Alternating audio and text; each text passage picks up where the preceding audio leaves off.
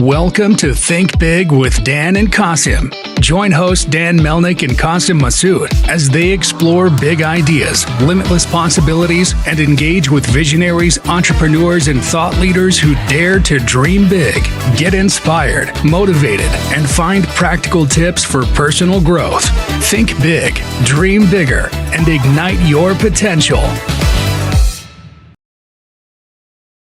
Cool. Welcome back, everybody. Doug, it's really great to have you on. I know we were chatting a little bit just before we started our recording of the call here. So guest today is Doug Duguay. Doug, I know we were just kind of speaking about, some of your current work as an advisor, and I know you're starting to get into a little bit about, some of your past ventures and some of the business brands that you led in the past. So yeah, let's just kind of start there. Give me a little background on some of these other ventures that you're working in. I know you were mentioning, back in 2000 was kind of your first. So yeah, let's just pick it up from there. Yeah. So, I mean, I've started e-commerce ventures as far back as 1999, and actually I was interviewed by the AP about eBay in 99. And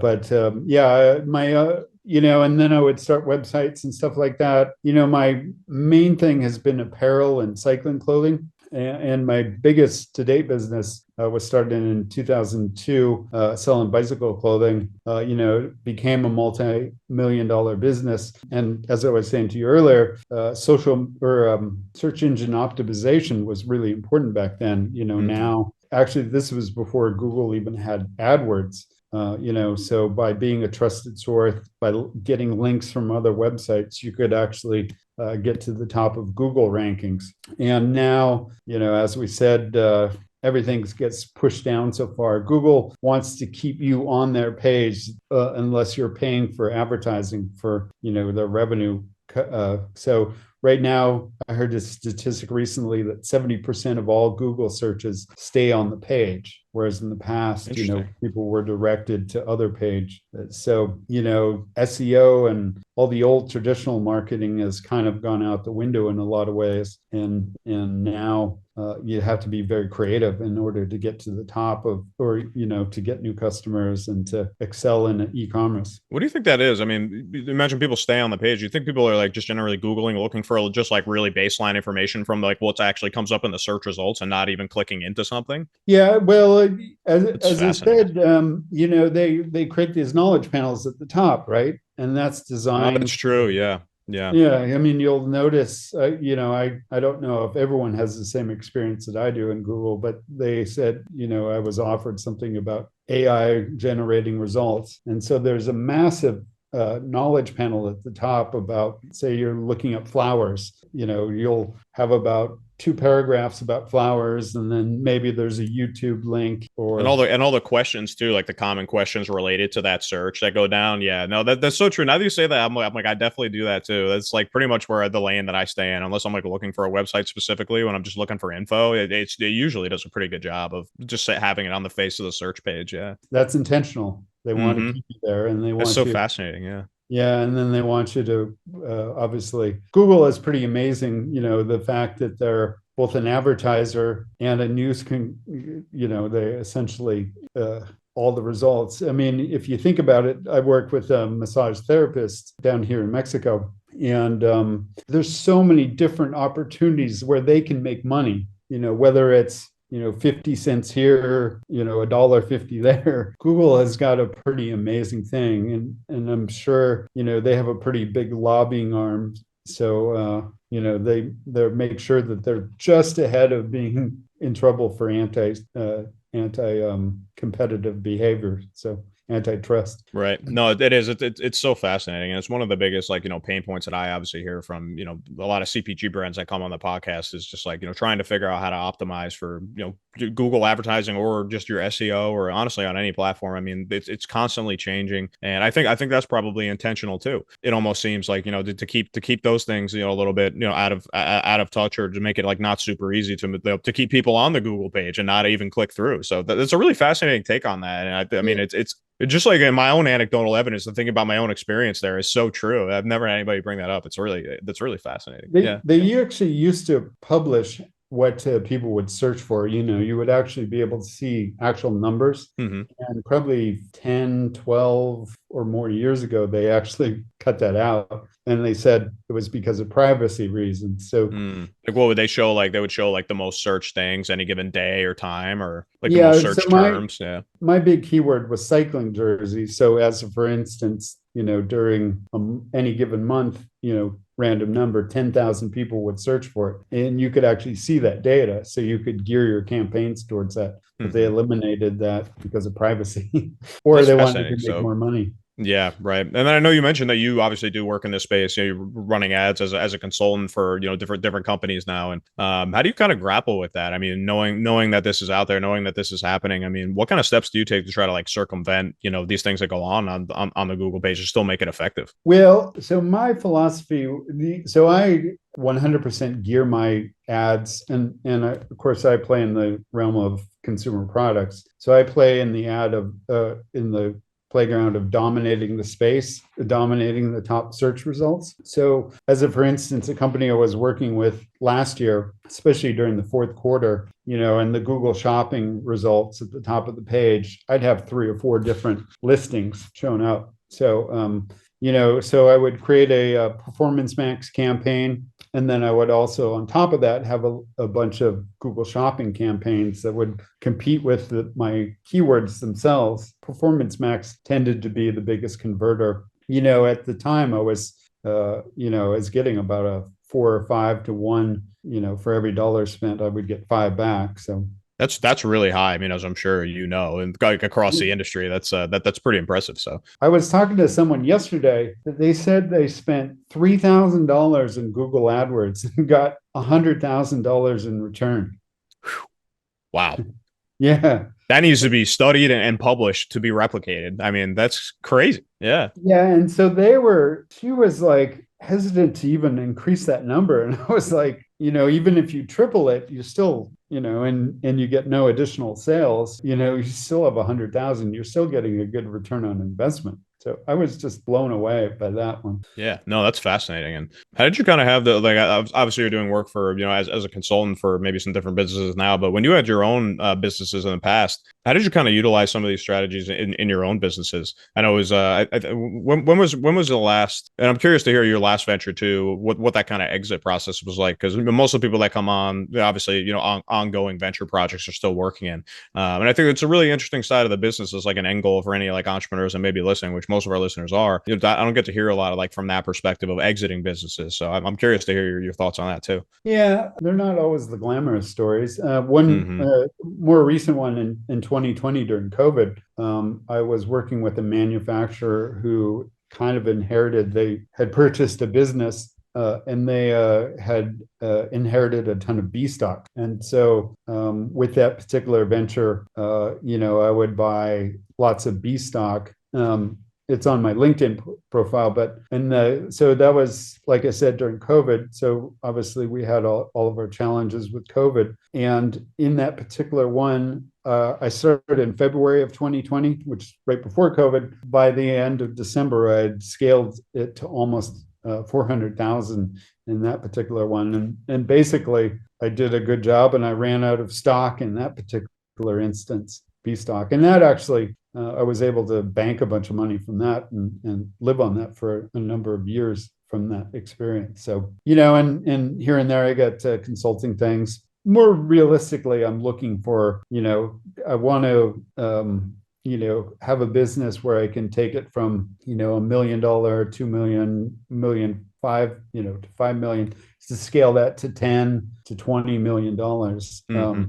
I think that's an exciting challenge. And now, of course, affiliate marketing, finding influencers, there's so many exciting things too that are kind of off page right now, non-Google thing. And then, of course, the AdWords piece. AdWords can add a significant increase in sales. I do like AdWords, of course, specifically Google Shopping, because Google Shopping, that's pre-qualified traffic. You have a picture of the goods and you have the price. So those people know going in how much it costs.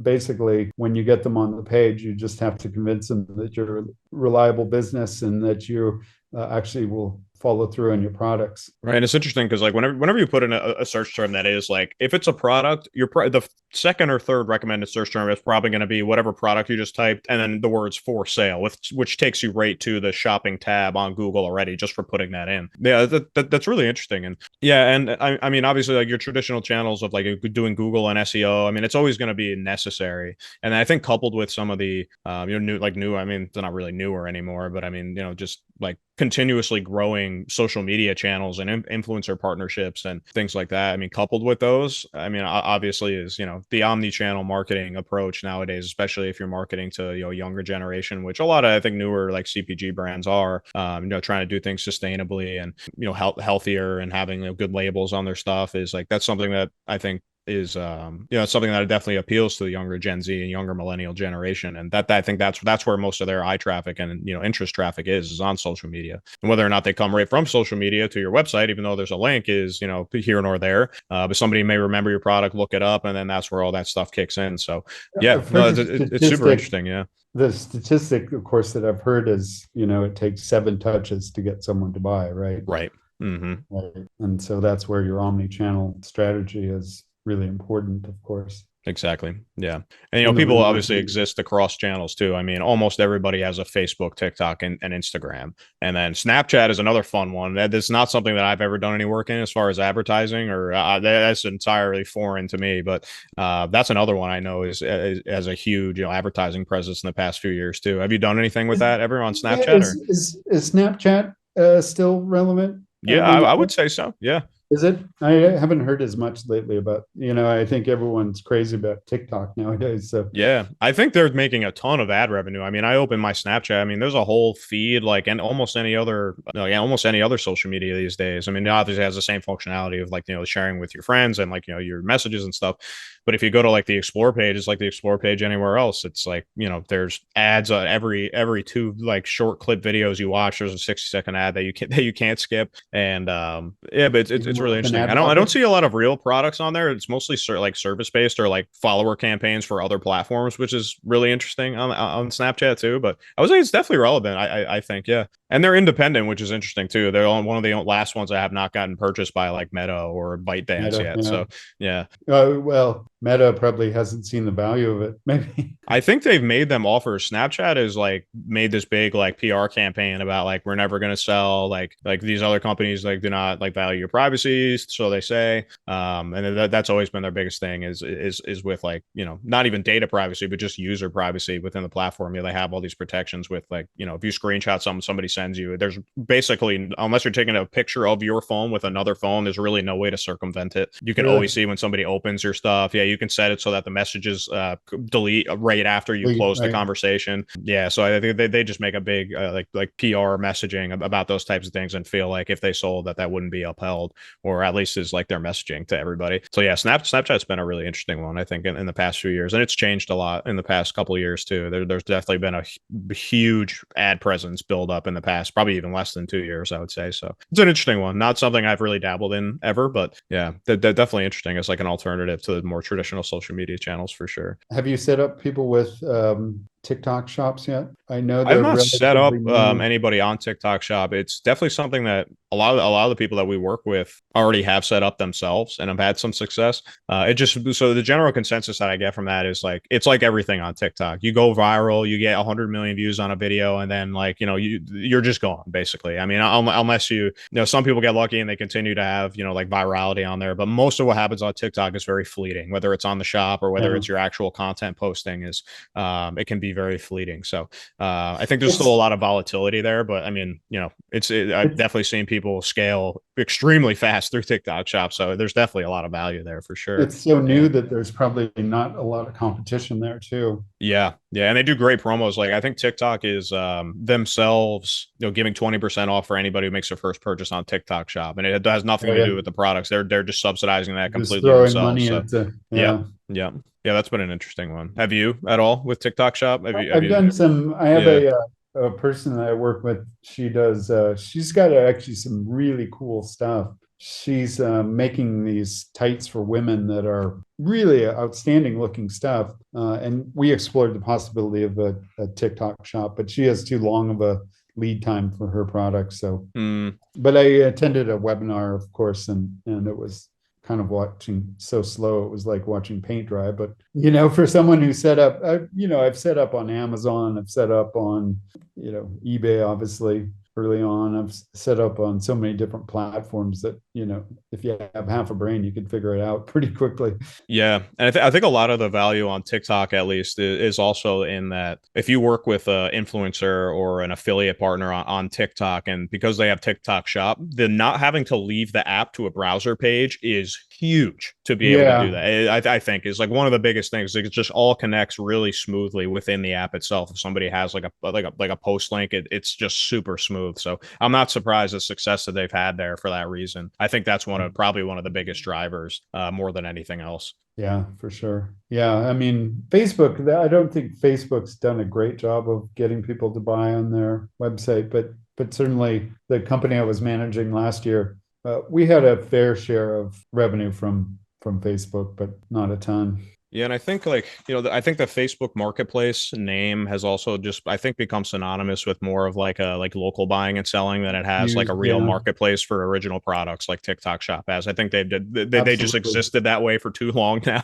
Yeah, I would be surprised. I wouldn't be surprised if they maybe went for like a I don't know Meta Market or some I don't know, it's like something Credit like that. scores or Yeah, something like that, just to have it yeah. different, and then like Facebook Marketplace, quote unquote. Because I mean, when I think of that, what do you think of? You think of you buying a couch from some guy like a mile away, you know what I mean? There's something Yeah, like that. I've been looking for a motorcycle or Yeah, where do you something. go? Right, you go to Facebook Yeah, Marketplace, right? Yeah, exactly. yeah.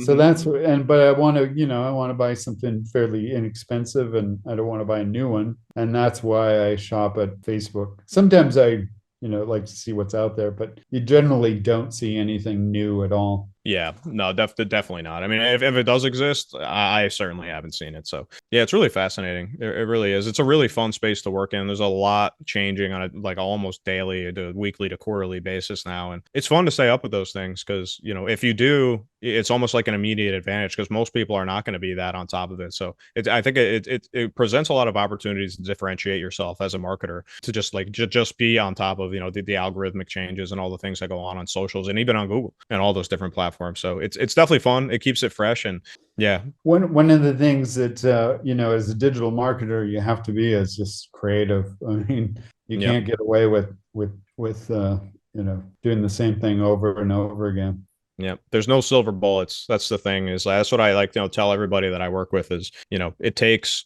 upfront research. It takes, just being diligent about those things on the front end. Cause, especially as a growing brand, like, you don't have the money to just be throwing it at the wall to see what works. I mean, you have to do continuous testing in perpetuity. I mean, not even just to find something and then throw a bunch of money at that. That might work for a little while. But in going forward with that, I mean, you have to test basically until the end of time, until you either sell your business or if, like the unfortunate scenario is maybe your business fails. But I mean, until that time, you have to continue to test always, always, always. And then, Yeah. I'm always surprised too how prevalent still just like straight up easy email marketing is still super effective these days with all these very complicated advents on other platforms. Email marketing is, I think, as effective as ever, which has been really fascinating too. In the past, whenever I needed, cash flow in the business, it's like send an email because Mm-hmm. it really is your cheapest form of marketing. Mm-hmm. And I get a little impatient with, there's one I also into bicycles, and there's one company that is in the cycling space, and they send out emails every day about things that are on sale. And after a while, I just tune it out because, I mean, you got to keep that content fresh, and because otherwise it's just like, oh, I'm ignoring that. Oh, they want to sell me something again? Like, Mm-hmm. You almost make a habit of like not noticing when that name pops up on your in like your Gmail notification, which is really interesting. But yeah, I yeah, think there's definitely a lot of opportunities. I think in like doing email marketing, one because it's so cheap, and like if you're not overdoing it, and actually taking the time to take a look at your data and say, hey, like this is I can see like all the people that like got on the email list from this specific advertisement or this specific like social media campaign. Like this is what we know about what their lifestyle is and why they were maybe drawn to our brand, and maybe yeah, even why they bought from us. So to be able to do that, like, very different messaging, like on an automated basis, that's like specific to each individual person or even groups of people, can still be really effective. That's a super fun way to market too, is just making up those, like, those email campaigns specific to people and what you can know about them from, where their traffic came from, that converted to a sale or converted to, signing up for your newsletter or whatever the case might be. What do you think about pop-ups on websites? Oh my God. I mean, I've been averse to that. I was like trained as like every pop-up in the world has a virus, you know what I mean? And like the ones on the web, the one on e-commerce sites that have like the, like spin the wheel type of things, like I don't mind that, that's okay. Cause I know that's safe and usually like in there, but even still, I mean, my mind, since I was like a little kid, I was like learning like in the computer lab in like elementary school, they're like, if you see a pop-up, don't click it. The computer's going to explode. Like, so I'm definitely super averse to that in a general sense, but it's funny you say that because I actually do like the pop-ups with like the wheel of like the, buy one, get one, or the 20% off. It's kind of fun. I don't mind But it. yeah, it's hard to say if that actually converts though, right? So the reason I ask is one of the companies I work for, we would get thousands of visitors in a given month, right? And I want to say that in any given month, in every 30-day period, we'd get like 9 signups for the list, right? Obviously, and then how many, do you have 2 different email addresses, right? Do you have a spam one and do you exactly. have so I feel like it's such a disruption. It's almost like, I hate to give a crass example, but it's almost asking like, hey, do you want to sleep with me right away? Like you don't know my it's asking for a lot of commitment up front. It definitely is. That's definitely true. Yeah. What I don't like is what I saw something on an e-commerce site the other day that I actually quite liked. It was, you always get the general, the most common pop-up you see on websites is like, sign up for 10% off of their email. And I was like, oh, okay, yeah, whatever, sure. Because I like the brand. I was like, well, whatever. Yeah, well, I'll do it. And then the next one was like, get 25% off if you sign up for text. And I was like, oh, because like usually it's like, oh, put in your email for this and then like confirm your discount with the phone. I'm like, man, close the browser. I'm done. Like, you asked me for one step, now you're asking for 2 for the same thing. But that one actually kind of caught me because I was like, the 10% is like, oh, 10% is nice. And then like 25%, I think that's a good discount for like, I already saw the price on the Google page, like we already talked about. And then when I clicked into the website, I got that. I was like, all right, like, and I actually went in and bought something from that. I was like, that was actually, I'm usually pretty averse to those types, the wheels, it's like, I don't know. It gets me, I don't know. It just like appeals to me for something, but those usually seem a little fishy to me, like text marketing has like a massive open right now. I don't know if you've seen numbers on it though. What is it? Sorry. Text marketing, SMS marketing. marketing. Yeah, huge. It's just it blows. People will ignore email, but they get that hit of dopamine when they get the text. And like, I feel like people are a little obsessive compulsive about being iMessage inbox 0. People could care less about their email inbox being whatever. I mean, I think 50,000 unread emails in my spam email inbox, but I like to keep my iMessage inbox clean because it's just the way I've always done it. I think people have more of a habit of doing that, which obviously leads to better open rates. So yeah, that's true. But hey, Doug, I just want to say thank you again for coming on, man. I really enjoyed this conversation. I don't get to have conversations with other marketers too often, but it's a really fun perspective to have on the podcast that I don't get to do that often. So I really appreciate your insights and your time in the conversation. Yeah, it's been fun. So, and I wish you the best of luck, man. I know you mentioned you're off looking for kind of new opportunities out there right now. So I just want to wish you the best of luck and just keep going, brother. All right, sounds good. Thanks. Great talking to you, Matt. You too, Doug. Appreciate your time, man. Thanks, everybody. Peace.